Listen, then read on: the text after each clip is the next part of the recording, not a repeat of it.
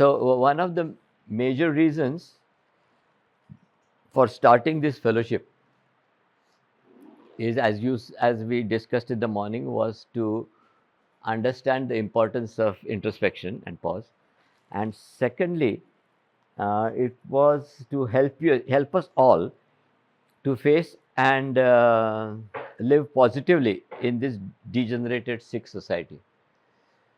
You know. So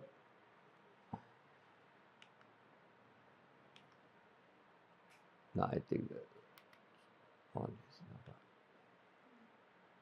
I was surprised to see this picture also. These are people living on a slope. I mean, see the quality of habitat and how people live and survive on this planet. The amount of crowd, noise, and wants.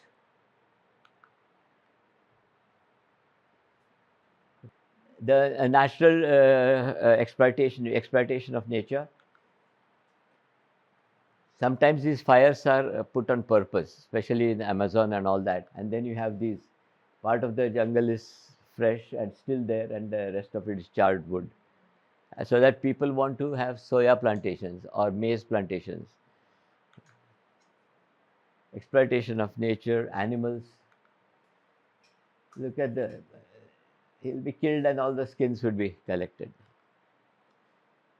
And this is this has been a new thing. I mean, you heard of GM food, no? GM food, genetically modified food. So these Monsanto is a big company, multinational company, which makes these hybrid seeds, gives it to the farmers. The farmers plant the crops, plant the seeds. They get good crop, but then the seeds which come on that plant, they can't replant. So they have to go back to Monsanto to buy, and Monsanto sells again at a high price. And politicians are hand in hand with such big companies, Otherwise, normal practice is the farmer will keep some part of his grain as seed, and he will plant them again. But this is different, and this is what is happening in the world. Again, the same picture: Shah Rukh Khan dishing out architecture. Then pollution and melting of the snow caps, ice, North Pole, South Pole. It's a very interesting picture, I thought, because the pollution is, they become the clouds also. This is a very amazing picture which I found. The pollution in the sea, and this guy is surfing in the sea, and look at the wave, what it contains, and what we have done to it.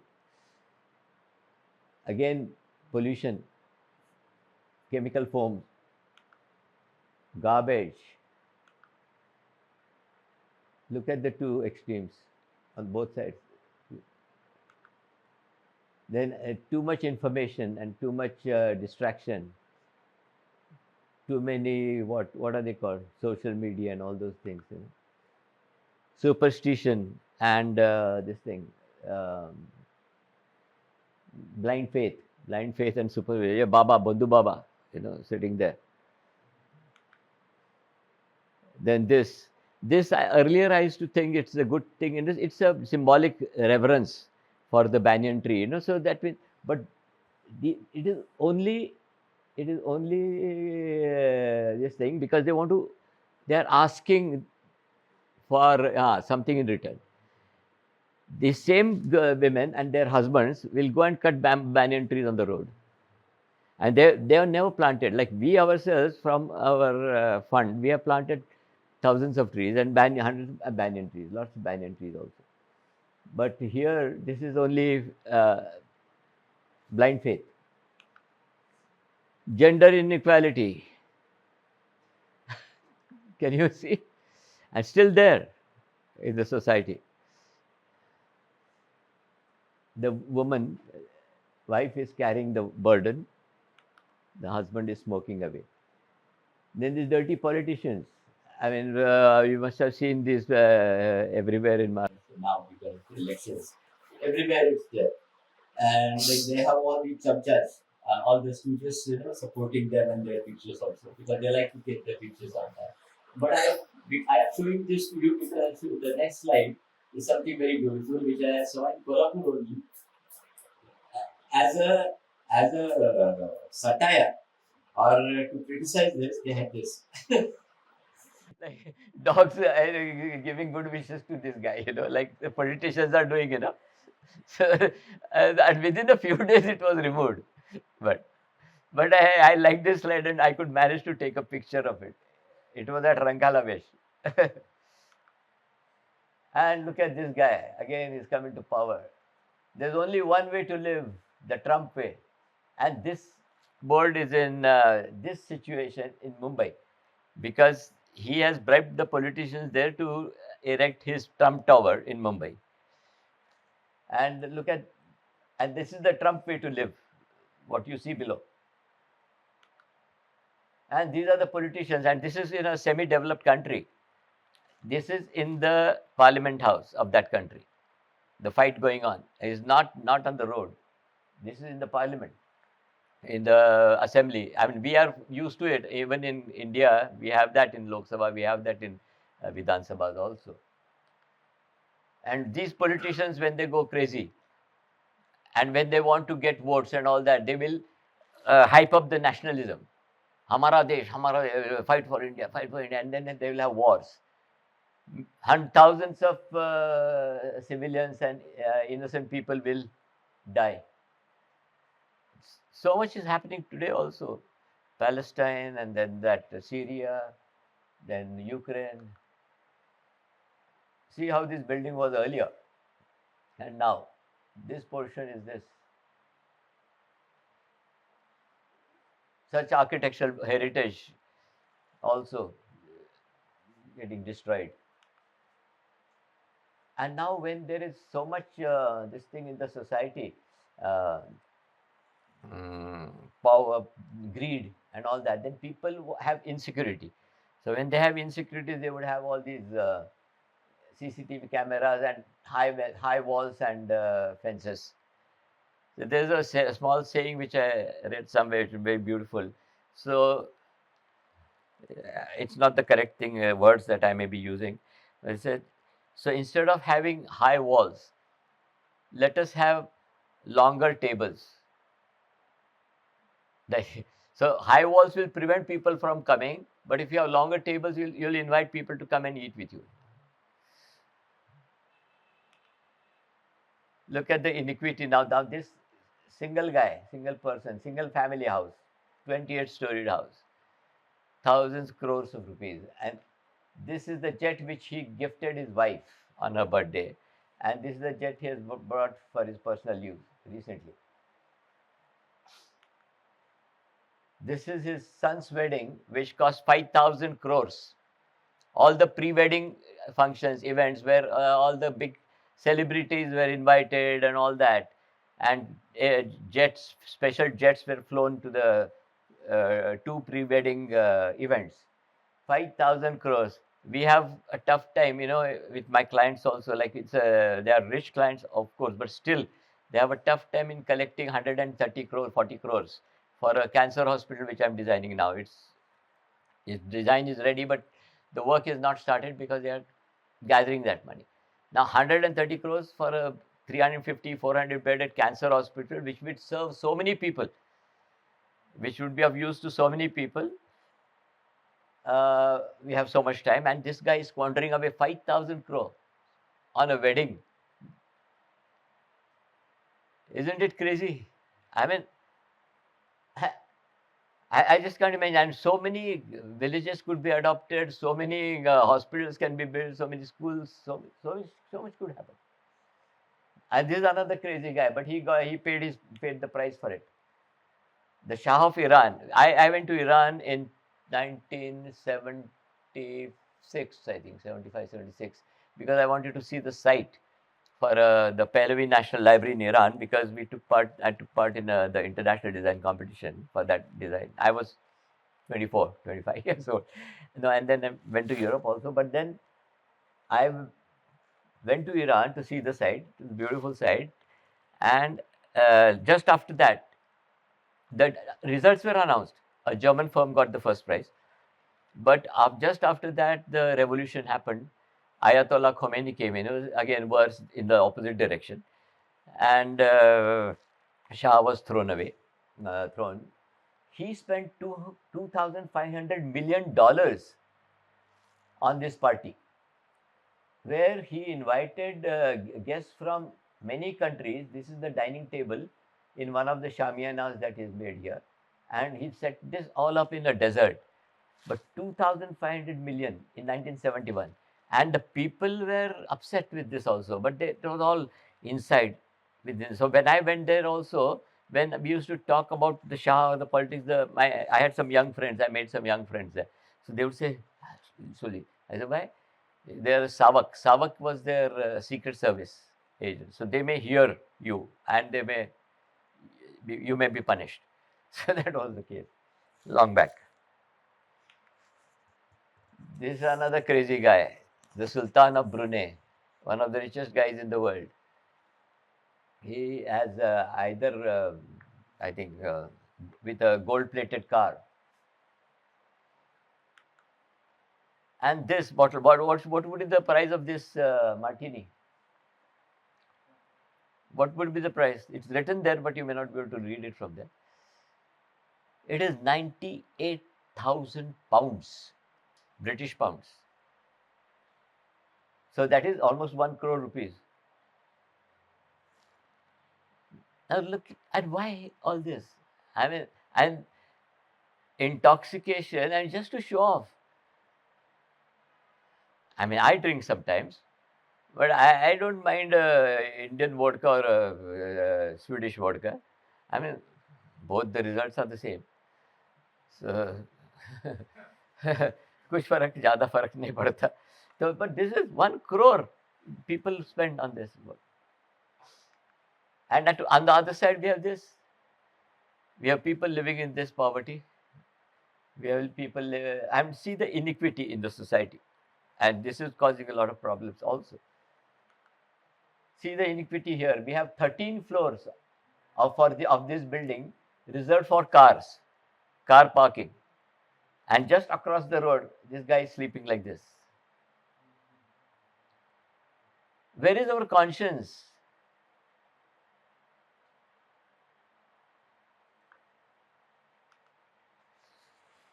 So, ever since my graduation in 1973-74, I have been troubled by the way in which our society works. You can see some of that through my text and poems in my chapter on society in the book which I have given you, Wanderings and Ponderings. That is why I never actively got involved in the various typical superficial social gossip groups or even the typical social or professional groups. Though I have had a good rapport with a number of people, I declined to live. I decided to live on my terms at my various retreats and in my city homes. So while staying on the mountaintop cottage, even there also when I was living, the one which you saw in the morning, so I was thinking even then, during that time in 75, 76, 77, even that time I was feeling that it कुछ ठीक नहीं, it is nothing, it is just not right the way things are happening, which you are feeling now, the way the society works, the way the architecture is done, the way various things are happening. So I decided, so I had a very funny plan. Funny means it sounds funny now, but I was very serious then. I said bye bye to my parents, friends, clients. Before going island hopping to Andaman Nicobar Islands, because there are about 530 uninhabited islands in Andaman Nicobar. So I thought that I would go and start living on one of those uninhabited islands, get some local guys and girls, I mean, of course, a community to settle there with me on that island, and we live our own self-sufficient life. So this is what I thought. So I was here for almost 3 months, 2.5, 3 months, island hopping from one place to another. At that time, there was not a single resort, no hotels were there. I used to stay with the local people everywhere, and they were quite good. Okay. Uh, so later on, after this, we started an experiment in self-sufficiency. No, after this was the first house where I was there, and then we started this experiment in self-sufficiency on a 5-acre plot. This was the land, and that's the stream flowing past. Those of you who have seen my film, The Unfolding White, the last shot is shot here. I'm sitting under the tree here, and the stream is flowing past. Mm. So instead of thinking of a self-sufficient community on the Andaman Nicobar Islands, I decided to start this experiment to create a efficient, to create a self-sustainable lifestyle by the efficient recycling of the various biochemical energies in that area. If you read the details here, then you will realize, like when I grow this, for what reason is this areca thing used? What is the rocks used? How are the crabs used? How's different resources that are obtained in this area, how they are used, where we would grow our peanuts so that we get our own oil. We had our own oil, we had our own rice, we had our own wheat, and this were the trees under which mango trees, big mango trees under which we built this house. Uh, we will see it, I think, tomorrow or day after tomorrow. Most probably, we'll see it. And this was a fishery pond here which we made. So we lived here almost for 25 years, from 1982 to 2007, till I moved to this place, Andur. So there's been always this thing, like, can I change the society to some extent, or can I change in such a way that will have a ripple effect and some more people may change for the better? I don't know. Because we had so many good people, good saints, and in all religions. I'm not talking about religions, but they're very good people. Have happened in like there has been Jalaluddin Rumi, and from in the Sufi tradition, the Muslim tradition. There have been Saint Francis of Assisi in the Christian tradition. There have been Santa Tukaram in Maharashtra also, and so many people have talked about this. Such good things they have told people. Every time people would say yes, yes, go to their thing, and then continue with the same thing. Why? So this was the house, and those we first located these huge big mango trees, and I'll show you what has happened to this place now, later, not today. And sometimes mangoes, very tasty mangoes, would fall here. I had a small swimming pool here constructed in 2,500 rupees that time, so just 2,500. And we would sometimes the mangoes would fall in the pool, and we would eat the ripe mango. Pada samba म्हणतात ना, तसं pada samba खायला. We experimented with various things. For 1 year, I lived on 2 pieces of cloth. Not when I went for client meetings, but otherwise, which is there in South. It's almost there. It's one lower, an unstitched cloth. It is not. There's no stitch. There's just the cloth below and cloth on top. Now it is very versatile. See, you can cover your body like this. If it's there is sun, you can cover it like this. We can pick up lemon and things like that from the garden and bring it in. Or sometimes you can remove this, put it on the floor, and uh, sit on it. So it's quite a versatile thing, and it was very simple. I don't know why I stopped doing that. Sangu ka? This is, by the way, this is Dilip's father. He worked with me on the farm at Nadavde, and he's from Nadavde. He's from there. We tried different experiments. Food also. Food you was eating on the banana platter, and one day we would eat uh, boiled food only. One day we would eat raw food. One day we would eat something else. One day we would fast. So in food also we tried out different experiments.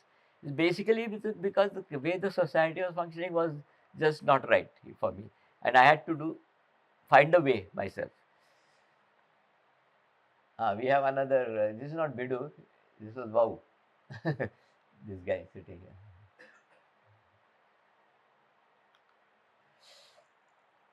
So, gradually, this deterioration in our society has increased so much in recent years that I expressed my disappointment with it through this poem last year. I wrote this poem just last year, which I would be giving to you, and you are going to complete it. I shall read you the incomplete poem now and give each one of you this exercise to complete the poem with your personal ideas and thinking.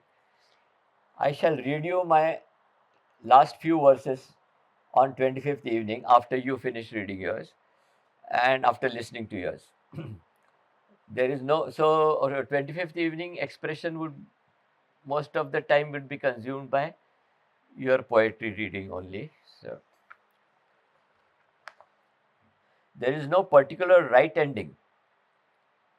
Each one of you can have your own take on this.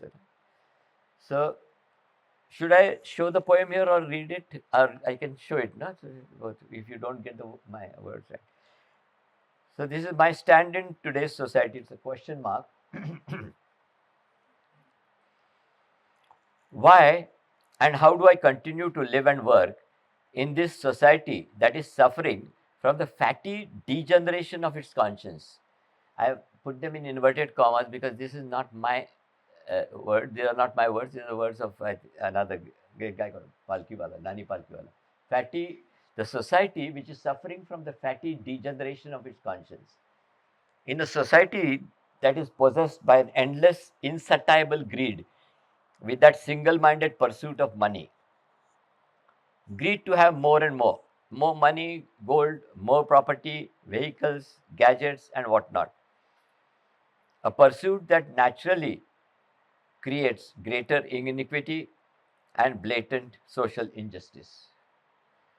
With these possessions creeps in that sense of insecurity and mistrust in the entire society. Insecurity of a possible loss of these possessions, mistrust of a possible theft or fraud or swindle. Thus, the CCTV cameras and high barbed and walled fences. This insecurity also makes us gullible, superstitious, tense, and afraid. Dishonesty and manipulation germinate and thrive in this climate of greed and insecurity. They would naturally thrive in this because people want more. So, even if they are dishonest, even if there is manipulation, they would earn more. Sorry, sir. Is this the next page? Okay. I was reading from here. Where was I? There? CCTV cameras. Okay. Uh, uh-huh. Yeah. Uh, yes. In order to hide this dishonesty and to boost one's misplaced pride, one further spontaneously resorts to hypocrisy, where one shows something, and say and show something while doing or hiding another thing, which is very common. You must have seen it in your friends also, or in yourself sometimes. So another thing, with dishonesty and hypocrisy almost becoming a way of life, corruption doesn't remain far behind. In order to quench this greed and make more money, in umpteen unethical ways, even gods are bribed for selfish interests. With this lust for possessions, uh, have we finished? With this lust for possessions comes the lust for power, attributed notional power. It is not real power, actual power, it is notional power. It also comes about from false identification with things, with a group, a belief or a cult, with a religion, geographical region or race or ration, or religion, or a nation also. Like once we identify ourselves to a religion, if once we identify ourselves with a nation, then that which what we are talking about in the morning, then that false identification brings about this sense of power also. Like you want to then, uh, you want to, then intolerance comes in, and then you don't want to listen to the person from the other religion, from the other nation, you know. So excessive fanatic identification with either creates intolerance and misuse of power, resulting in conflicts, violence, wars. Anger, hatred, and jealousy become the natural byproducts and catalysts in this scenario.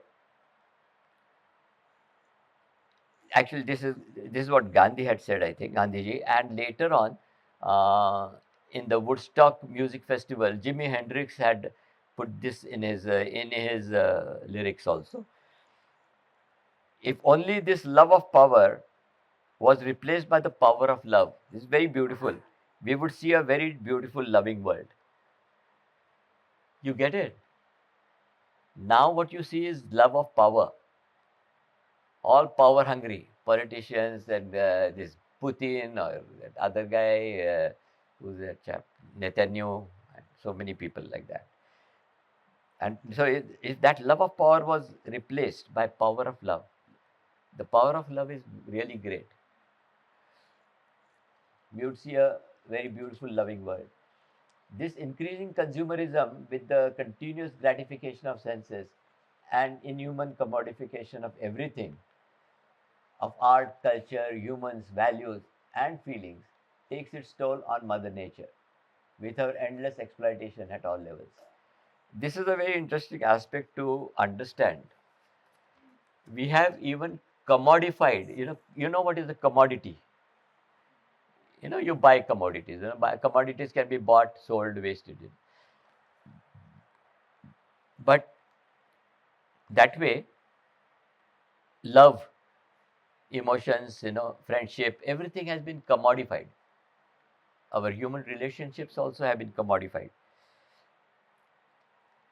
All this leads to unhealthy pollution, increasing greenhouse gases, climate, and other natural catastrophes, further to extinction of species with a negative impact on our biodiversity and on nature's fragile dynamic balance. And then, what does all this do to us? Doesn't it impoverish our minds, shrivel our imagination, and desiccate our hearts? Doesn't it numb our sensitivity and commercialize our thinking? Doesn't it dehumanize our relationships and blunt our feelings? Doesn't this create unhealthy competitions and jealousy? Doesn't it induce upon us the poverty of time and the nature deficit disorder? I think we are all suffering from these two things these days. One is the poverty of time. Everybody is in a hurry all the time. Not that he or she gets something done, but everyone is in a hurry and important things are sidetracked. So we are suffering from this poverty of time. And second is, I call this NDD, which I think I've talked about in my TED talk. TEDx talk may have NDD. So NDD is nature deficit disorder. I mean, we are suffering from that disorder because there is a deficit of nature in where we live and the way we live. And finally, doesn't it separate us from this wonderful, fascinating oneness and fullness of life? Consciously or unconsciously, directly or indirectly, while living and working in this society, am I not contributing to all this? Like I've done such large projects, but I've never been to a government office or bribed anybody. I don't even go to the Kolhapur Corporation, Municipal Corporation office. They get done. So I've not done that. I'm now, nor have I taken a single paisa or any money from any contractor or anybody or dealer, these vendors. They are all ready to give you, the vendors or the contractors. But when I think deeply about it, I feel that I am involved in it indirectly, because if I may not be giving, but my client may be giving to get their drawings passed. They may be giving indirectly they may be giving to the corporation or to the authority, whatever authority, to get the drawings passed. So indirectly, I get involved. You know, While working in this corrupt, degenerate society, don't my clients, contractors, consultants, workers, friends, and family somewhere or the other indulge in this same corruption, manipulative dishonesty, hypocrisy, and greed to accomplish their task and enhance their possessions, their pride and power?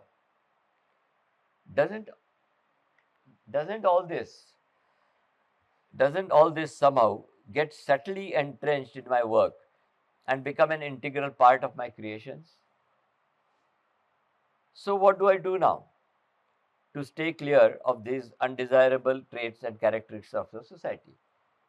So each one of you has to answer this question, the last question, and complete the poem. I have the poem ready, but it's my interpretation at my age and at my this thing. You are just beginning your career life, so you will have a definitely have a different way of looking at it. तुम्हाला नाही काय वाटत तुमच्या धंद्यात पण सगळीकडेच आहे, everywhere, even in the this kind of work that they are doing also.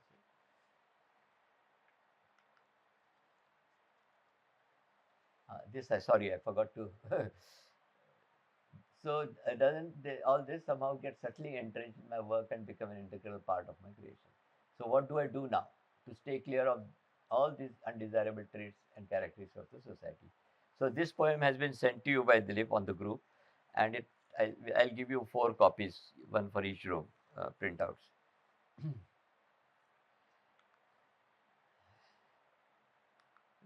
I think. So what will be your answer? You can tell me. We'll read it out on 25th, and you will have the freedom to change it, modify it for your March presentation. The March presentation we are thinking, we have not yet finalized, is you'll have a big audience for that, for your March presentation, because we are thinking of involving the senior students of the colleges, Kolhapur College, architecture colleges, to attend the event. So they are also kind of, instigated, or at least their minds are, tickled, so that they can start also thinking about these things. Professors, of course. Yeah. Professors so saturate हो गए होते हैं, पर तो भी professionals also, yes, even so. So it is high time that we question seriously as to what drives our society besides survival to all these ills and degradation. If it was only for survival, we wouldn't end up with so much dishonesty, greed, and all that. I was just asking in the morning, how much do we need for sustenance ourselves? Don't need so much, very little personally. But then you need something for living with the Joneses and for your ego, for raising your status and all that. So I don't read newspapers very much, but I had gone for a talk way back in 2017, I think, in Mumbai, and in the hotel, because I was going to speak that time. So in the hotel, the newspaper came, and I just clicked on it, and it said all this. See, Delhi 18-year-old confronts harassers, no water for 4 years, psycho killer. 80% of Bohra women subject to genital mutilation. Look at the news. One single day, Ravi Pujari, men arrested for firing in restaurant, gangs. Compensation for siblings 60 years after false case. Army duped. Sand mining threatens. Truck moves down two kids. Mows down 2 kids. Car thief names into police barricade. Look at this. That is war again. Choose your weapon. I mean, just single day's newspaper. Look at this. Further, ground zero of riot. Kamal keen to shed communal tag. Fake Facebook post on boys kidnapped and murder goes viral. 3 men on boat hijacked. 7 tainted builders had attended some muscle bash. And then you have this. The other dread trap in the infrastructure problems. Garbage piles up as confusion reigns over Matunga Garden. And then I thought, found these images which are interesting contrast. On one side, you have people saying war, war, and fighting, and the other side, there is this peace, not war. So you will always have this dichotomy in the society.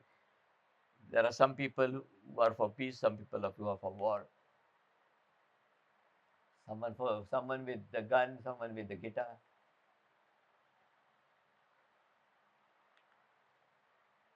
Someone who is healthy, well nourished, and well fed, and other side you have the ill nourished and poor.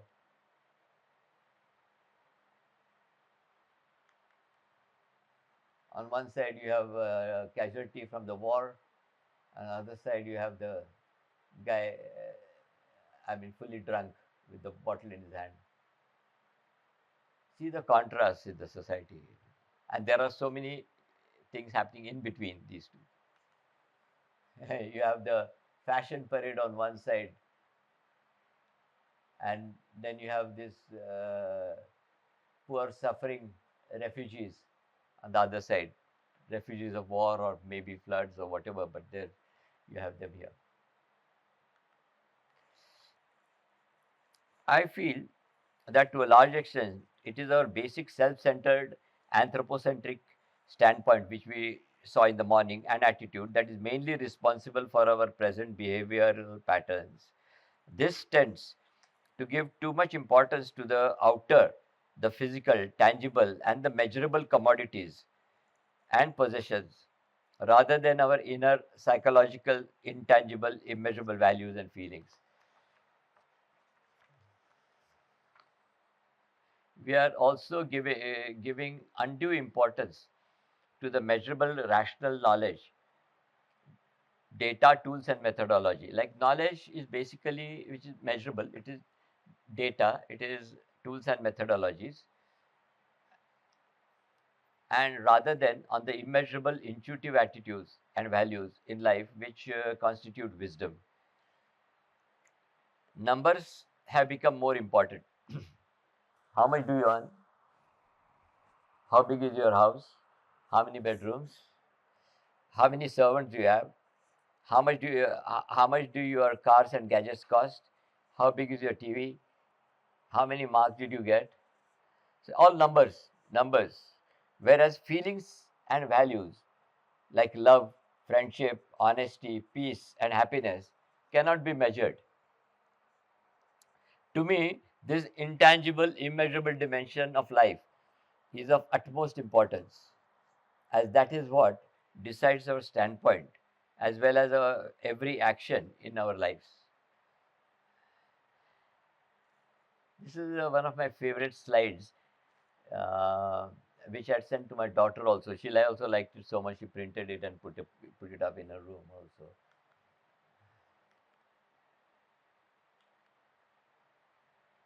Do not educate your child to be rich. Educate her to be happy. So when she grows up, she will know the value of things and not the price. Because price is measurable, whereas value is immeasurable. So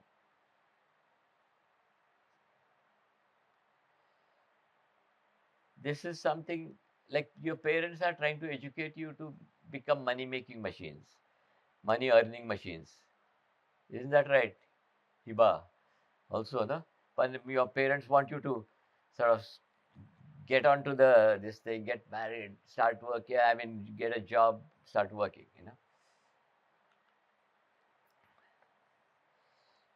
So even a scientist of Einstein's caliber said, neither everything in life that can be counted really counts. Very beautiful. Neither everything in life that can be counted really counts, nor everything in life that really counts can be counted. What really counts in life cannot be counted. And what can be counted doesn't really count in life. But people are only after counting things, they're measurable, the money part. the tangible part. So, because of our overemphasis on the immeasurable, because of the overemphasis on the measurable, we have a very good perfection of means. Due to increased knowledge, methodologies, and tools, we have a very good perfection of means, but a confusion of goals. We don't know where and when that knowledge should be used and how. So these short-sighted, confused goals and conditionings happen as there is a lack of an overall vision of life of goodness. I remember two quotes on vision here. Helen Keller, you must have heard of Helen Keller, she was blind. Helen Keller, who was blind, put it scathingly. She says, "It is a terrible thing to see. It is a terrible thing to see and have no vision." And that's what is happening. And whereas someone else said, vision without action, vision, but no action. Vision without action is a daydream. Vision without action is a daydream, and action without vision is a nightmare. Action without vision is a nightmare, and we are living in this nightmare now because there is action, but there is no vision. Thus, our actions become confused and misguided, resulting in ugly, violent wars, killings, destructions, and so many other ills. The greater the power, the more dangerous the abuse. Thus, with great power, there also must come great responsibility, which is missing. It's a very beautiful side of Thor Heyerdahl. Have you read any of his? Thor Heyerdahl was a great adventurer, and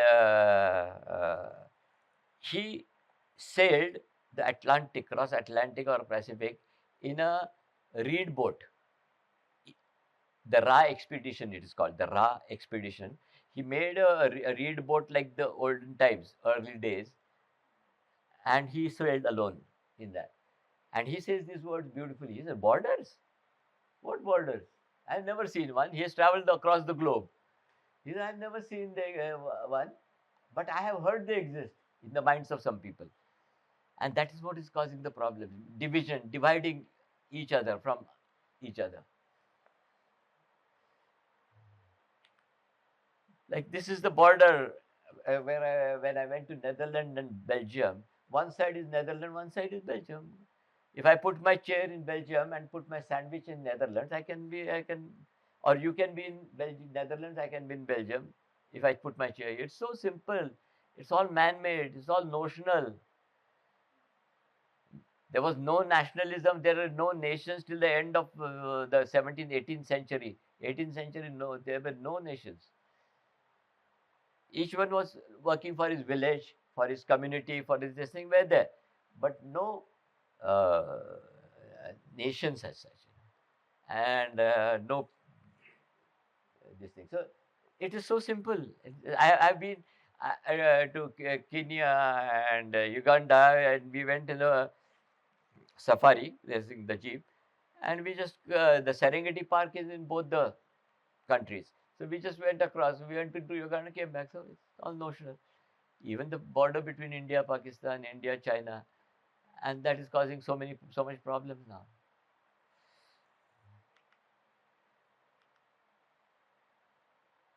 Wars. See what's happened. This is a beautiful saying. There is no flag.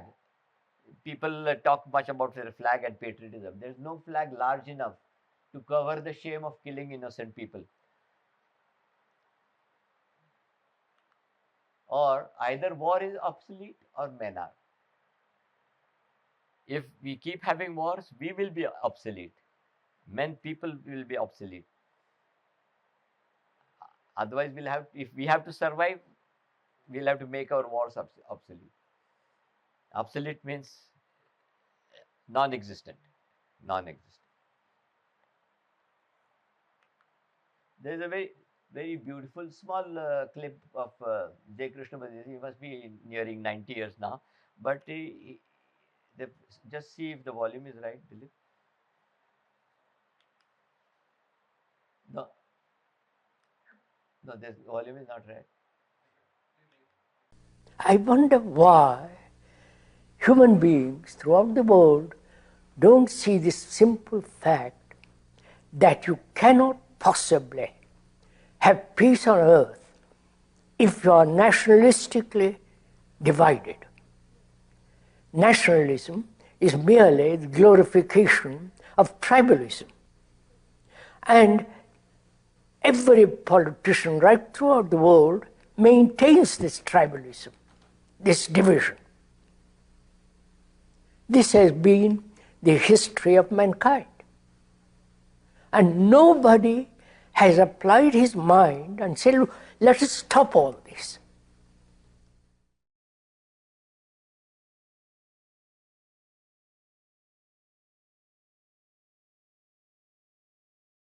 Community of Nations. He was invited to the United Nations at that honor he had, and he went there. You know how he started his speech? Have you heard of him? No, you must read. Next time I'll give you one of his books, Freedom from the Known. You have read? Ah. He used to, when he was alive, when he came to India once a year, he used to have a talk in Zeze, a campus.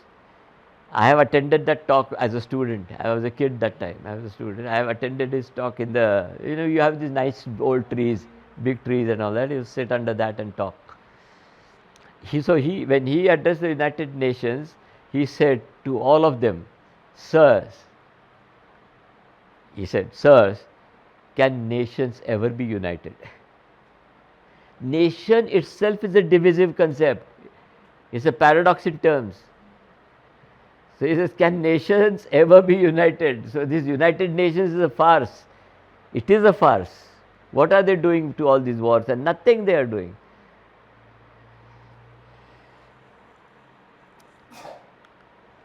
So actually, nationalism is a fairly recent concept, originating in the late 18th century, but it has spread. Like, just imagine, there was no India earlier.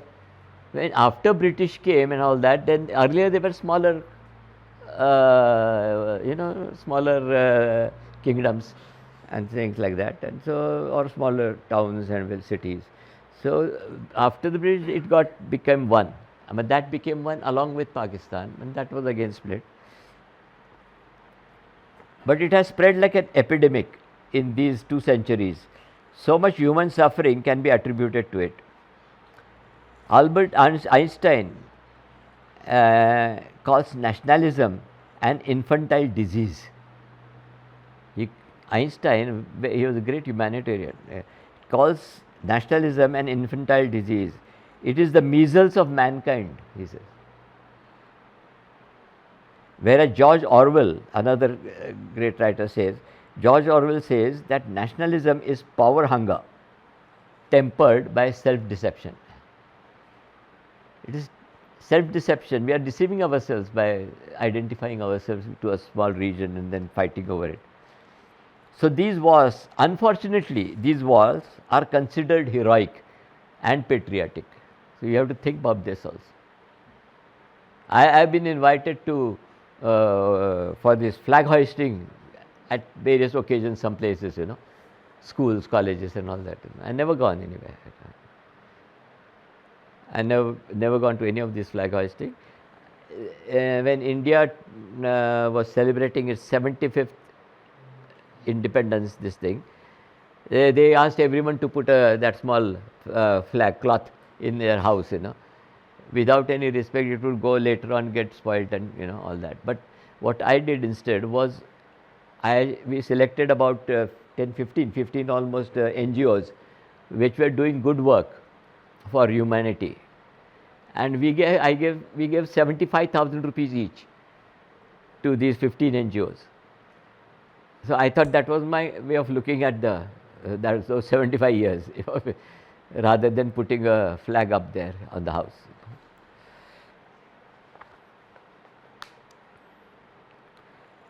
So therefore, Plato said hundreds of years back we're talking about vision, and because of lack of right vision, we have these wars and other things. So therefore, Plato said hundreds of years back, we can easily forgive a child who is afraid of the dark. We can easily forgive a child who is afraid of the dark. The real tragedy of life, is when an adult is afraid of the light. And this is what is happening. I know when I'm going to talk to all of you, I mean, you are afraid of the light.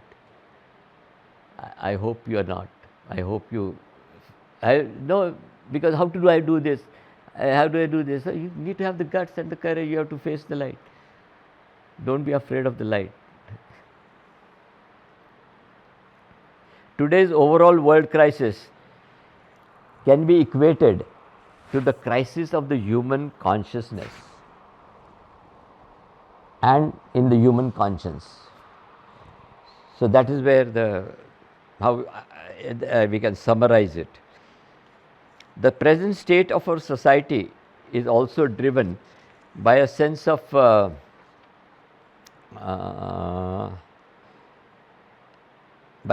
insecurity and fear that gives rise to greed, overconsumption, corruption, dishonesty, and also smothering your own individuality, your own aspirations.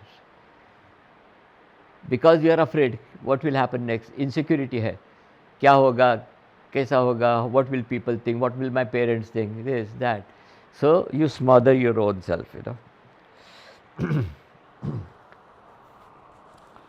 पाणी देणार का दिलीप गरम असेल तर देते ह्याच्यात ठेवलास every like fear and all that. Then most of the environmental problems that we are seeing today are linked to our overconsumption. Every American alone throws away 40 kilos of clothes and textiles every year. As a nation, it disposes 26 million tons of plastic every year. These are figures almost 15, 20 years old every year. And diapers, the diapers which the Americans use for the babies, if they are tied from one end to another, they can go to the moon and come back 8 times. Those many diapers are wasted, used. Even in India, there are so many individuals priding on 50 to 100 pairs of footwear. Thank you. 50 footwears. And I know some people, I don't take such clients. I get clients who want me to design the large villas of about 15,000, 20,000 square feet. I say, I don't have time, I'm busy. I say that because I'm not happy working for them. Because then the housewife would say, I want that much, I want this whole wall for my footwear. I have about over 100 footwear. Why do they use it? I mean, not very rich guy, I mean, great people, but I mean, the rich guys in our society. Try rejecting redundant mass consumption.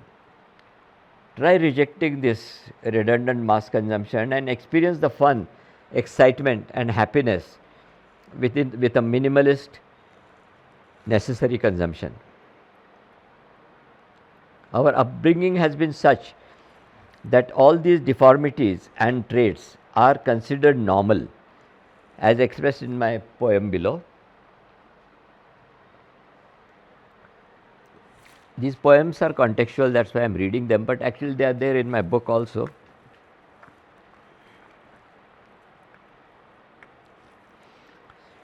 It is called The Upbringing. This was written long back.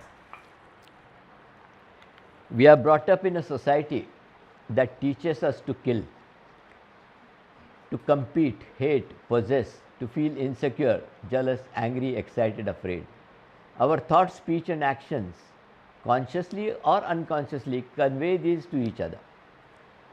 From childhood games to adult sports, we learn to defend, fight, and survive by destroying the other, mentally or physically. Sometimes we do it in teams, in clans or in nations. Same thing is happening. I mean, you see your childhood games, you are given guns to play with. Why? And do and then somebody kill someone. Even in as a sport, you do that. Right from our birth, this incessant conditioned brainwashing begins through toys and lessons, through fellow beings and leaders, through radios and newspapers. This was written when the television was not so popular. So otherwise I would have added television. Through literature and legends, through gods and devils, we cultivate in us that which leads to the atrophy of our precious energy. Atrophy is wasting of our precious energy. When shall we understand the fallacy of the life we lead, the hypocrisy of the society we live in, the inherent contradictions in the ideals we pursue, the corruption in the institutions that we cherish, and the irrelevance or relevance of the gods we worship? At this stage, I feel like singing one of my favorite songs. Should I sing? It will not be in the exact tune in which Bob Dylan sang it. Bob Dylan was he had fantastic, he wrote very beautiful lyrics, and he was very good during my time. Have you heard of him, Bob Dylan? Bob Dylan, no? You should see. Bob Dylan and Joan Baez was the other lady who were there in.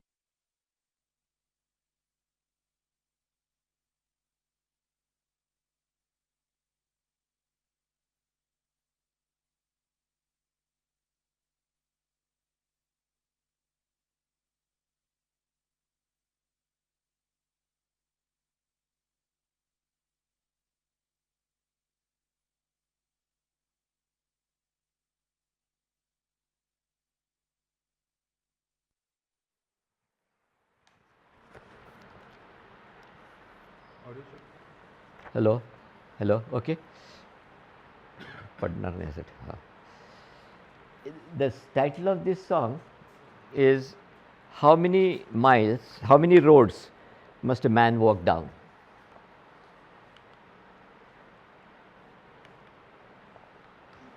How many roads must a man walk down before you can call him a man? Yes, and how many times must cannonballs fly before they are forever banned? The answer, my friend, is blowing in the wind. The answer is blowing in the wind. Yes, and how many times can a man turn his head and pretend that he just doesn't see? Yes, and how many years must one man have before he can hear people cry? The answer, my friend, is blowing in the wind. The answer is blowing in the wind. Actually, it's a slightly longer poem. I just changed the verses also a little bit and shortened it. But it's very beautiful because it talks about the answer is so naturally close to us, but we don't seem to heed it. The answer is blowing in the wind, but we are not heeding it. We are still killing people. We are still sending cannonballs. We are not able to hear people cry. And we are indifferent to what is happening around us. We are pretending that we don't see. Anyway, so after this, I would like to end this talk with a small extract from a Charlie Chaplin's classic film called The Great Dictator. Have you seen it? The Great Dictator. The Great Dictator is about Hitler. That time it was based on the background of Second World War. And what happens is given a funny twist to it. What happens is that there is a Jew barber who is exactly the lookalike of Hitler. And that is Charlie Chaplin, and he is the lookalike of Hitler. And then so many things happen interestingly. And later on, when they are losing, and when Hitler is losing everything, they get this guy dressed as Hitler to proclaim that they have won or something like that, and they have, and to give, raise the spirits of the Germans, and the Nazis. But when this guy comes to speak, he gives a very beautiful speech, talk, and that I will show you now. Who happened to be Hitler's lookalike. In this last speech, the lookalike barber, in the guise of Hitler, scraps everything that Hitler stood for and speaks for a better world.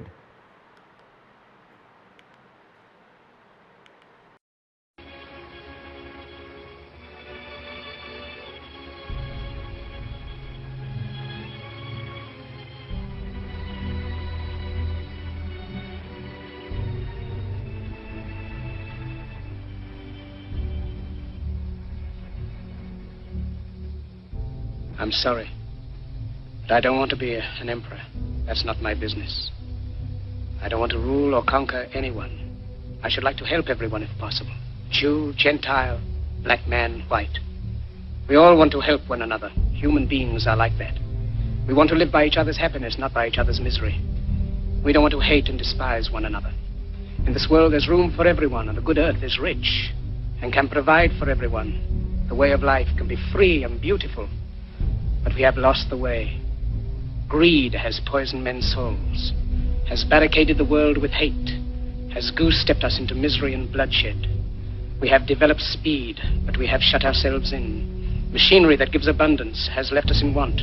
Our knowledge has made us cynical, our cleverness hard and unkind. We think too much and feel too little. More than machinery, we need humanity. More than cleverness, we need kindness and gentleness. Without these qualities, life will be violent, and all will be lost. The aeroplane and the radio have brought us closer together.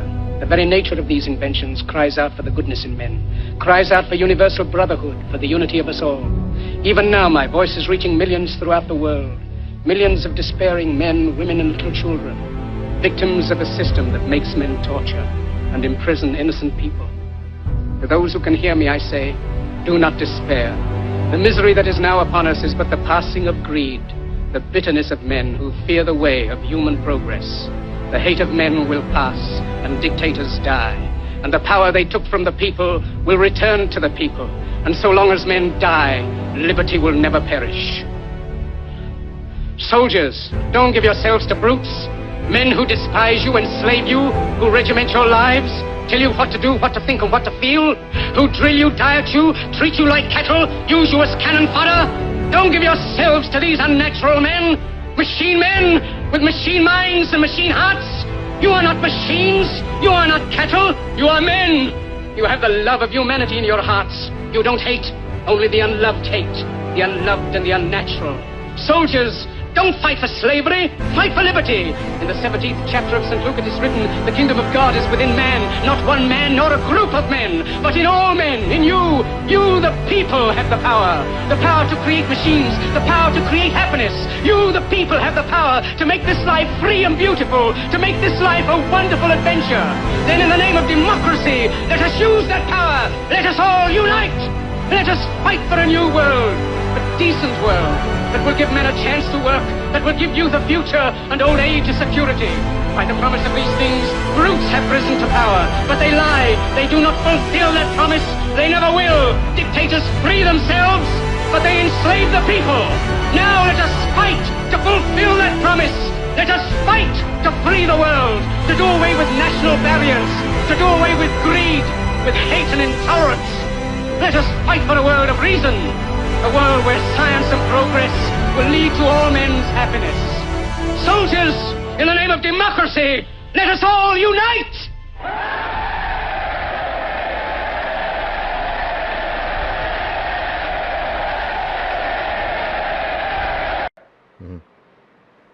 Beautiful, no?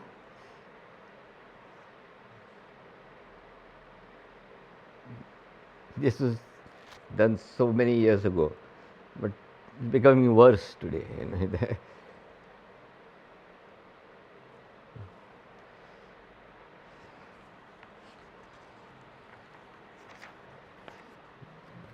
What's the time? I think we can. 6. We have another 15 minutes, I think, to, and then 6:30 we'll have the last session. I mean, I would take about 15 minutes from that session also, from your session of expressions, to talk about tomorrow.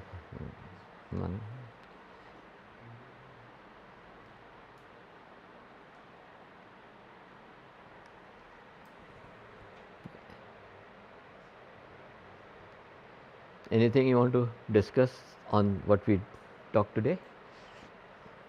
Or if not now, later sometime. But as it is, when it is fresh in your mind. Maybe.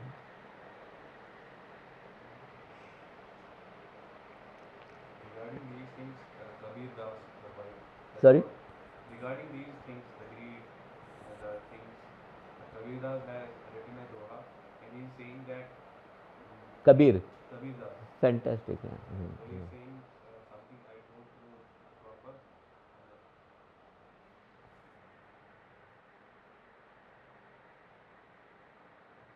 भला हुआ मेरी गगरी फूटी, भला हुआ मेरी गगरी फूटी, जब पानिया बरन से छूटी, मेरे सर से टली बला. So it's like there might be mistakes, but it's like this. So he's trying to say that the burden of the water, the greed, the Yes, yes. भला हुआ कि मेरे सर से भला, गगरी yeah, फूटी, yeah. मेरे पानिया बरन से छूटी, मेरे सर से टली बला. So I have written it, read it somewhere. Yes, I do like poetry and stuff. yes. No, Kabir is very deep, Yeah. very deep. I know who say a person who sings his Kabir's dohas beautifully. She is from Gujarat, Virmani. Her surname is Virmani. You know Sandeep Virmani? You must have heard of him. Are? Hunarshala. Huh? You been there? Hunarshala. So Sandeep Virmani's sister.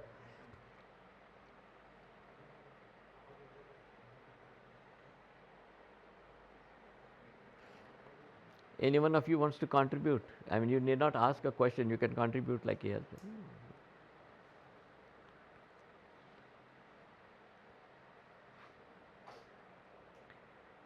There are so many stories, anecdotes about greed, this, that, but then we don't have that much time.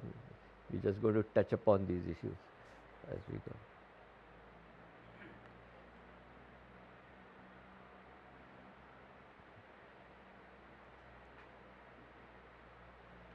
Have you people heard or read something about what happened in Japan and how they faced the tsunami?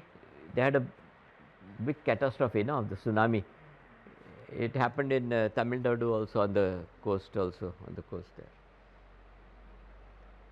Have you? Right. Sorry? 2004. Yeah, but do you remember, I mean, reading something about how the Japanese society faced it is very beautiful. I'll just read out some of those points then.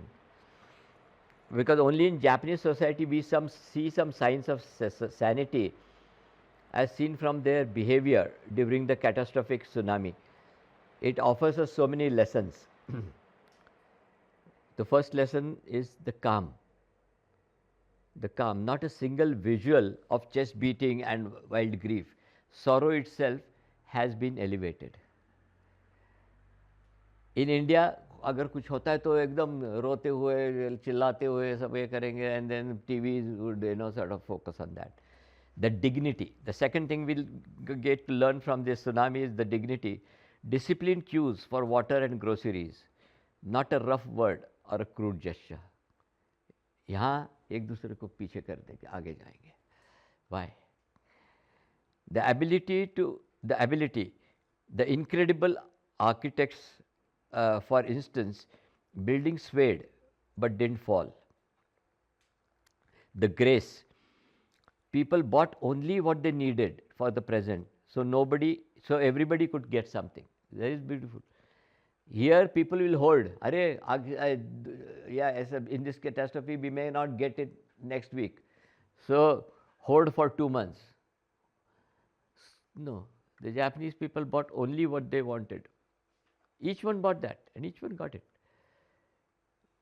Otherwise, so that everybody would get something, so they each one bought only what they needed. The order: no looting in shops, no honking, and no overtaking on the roads. Just understanding. The sacrifice: 50 workers stayed back to pump seawater into the nuclear reactors. How will they ever be repaid?